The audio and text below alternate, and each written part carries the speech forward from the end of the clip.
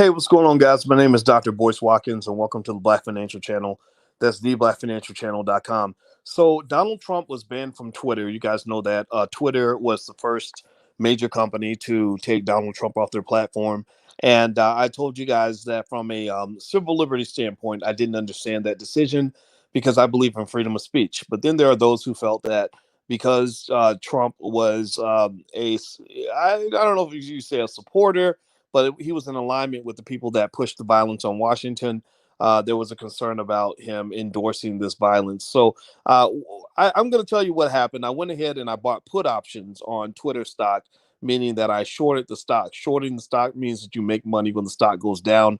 And I'm going to tell you what happened when I shorted Twitter stock right after they banned Donald Trump. So buckle up your seatbelt, hit the thumbs up button. We're going to get started on the Black Financial Channel right now.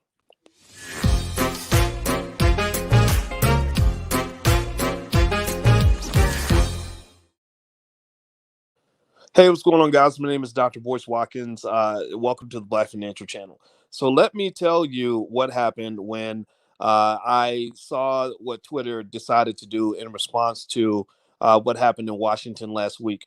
I mentioned to you guys that when Twitter decided to get rid of Donald Trump, I can understand why they felt the need to do that because Twitter, clearly states, Facebook states, YouTube states, all of them state that you should not be advocating for violence on your platform, right? And that's a problem.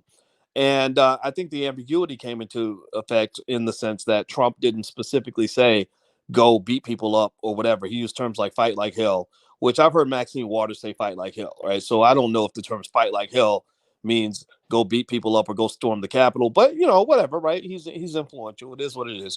And so there was a controversial decision made by Twitter to say we just want to get this guy off the platform, get rid of him, etc. That's it. I didn't think that was a good move. I didn't like it because I tend to believe in freedom of speech. There are world leaders around the globe, Angela Merkel in Germany and many others, who have said the same thing. There are also many civil libertarians on the left who have said that you should not get into censorship. And I was really concerned about the Black community. Like Charles Hughes and Russell Hansley, I'm B1. B1 means that we're Black first. And one of the concerns I had as part of the B1 community is that after they censor them, they're going to start censoring you. What they now call hate speech or violent speech is going to be, by extension, any form of speech that deviates from what mainstream media wants you to say or what they want to hear or what they think is okay and acceptable. So that means that if you're Black and you disagree with the immigration policy, they can find that as hate speech. And it started happening. Vicky Dillard was yanked off the air right when in the middle of her live stream. She's never advocated for any violence. Louis Farrakhan has been banned for the longest. Lots of other people, Willie D. Tariq Nasheed, a lot of your most prominent Black speakers are being hit. So this is happening, right? But it is what it is. So I mentioned to you guys that also the reason that Twitter made a bad move was from an economic standpoint. All the analysts on Wall Street who are not really invested in the political side of all this, the analysts on Wall Street have pretty much said, this is bad. This is a bad move. These social media platforms make their money by getting users on the platform and getting those users to do things, right? So when Twitter gets millions, billions of people probably by now on their platform, that's one thing. But then if they can get those billions of people to show up every day and to be engaged, that's an even better thing because they can sell those slots for ad revenue. They make their ad revenue by getting, millions and billions of engaged users on the platform. Well, Donald Trump was a big fish. He was a whale. Donald Trump actually was part of the reason Twitter gained so much of its economic value because Trump had 80 million followers. And they weren't just 80 million regular followers. They were highly engaged. They were in there going back and forth. The liberals were arguing with the conservatives, and they were all, the president would tweet and it would trigger the whole country and everybody would respond. I never responded to Trump because I've always known the guy's a blowhard. I know that he talks a lot and he doesn't always follow through on what he's saying. But, a lot of people don't know that. They haven't been following Trump like I've been following this guy for 30 years. So long story short, I saw what was going on. And I said, this is a bad move. They probably could have suspended him. They could have shut him down for a little bit. They could have done, I don't know, put the warnings on his tweets, whatever you want to do.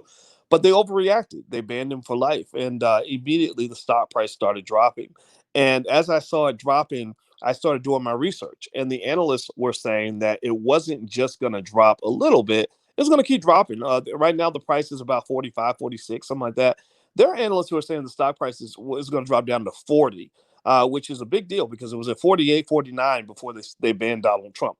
Well, I went ahead and I shorted some Twitter stock yesterday. And basically, within a day, I made thousands of dollars from buying put options on Twitter stock because Twitter is still dropping. That stock is still in free fall.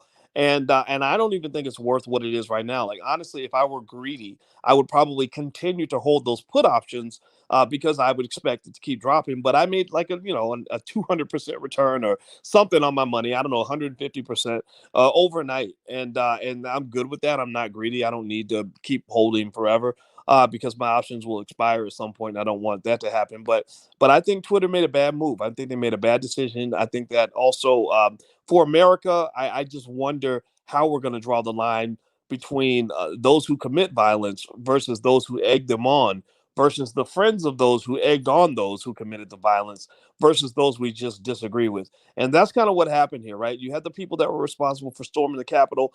Those people should be dealt with. Then you have the president, who they said encouraged them to storm the Capitol. Okay, maybe he could be dealt with too. But then you have friends of the president, just people who say, "I like Donald Trump. He's a good guy," right? And so you're marginalizing them, and then you're marginalizing all the people who disagree with you because they got on your nerves anyway. And that's where it's going. That's when you get to the Vicky Dillards. That's when you get to the Tariq Nasheeds. That's when you get to the Louis Farrakhan's, because this is kind of the takeover. This is H to the is O, V to the is A. This is the takeover where they are literally trying to do a HOVA on all the digital technology and engage in what I consider to be a digital genocide, which is we're going to eliminate all dissenting points of view. So, for example, this week, the Black Financial Channel, the channel you might be listening on right now, was suspended because I did a video explaining how Black people are being hit by the student loan crisis. So literally, because I said the terms Black people and I talked about student loans, that literally was defined as hate speech. Did y'all know that?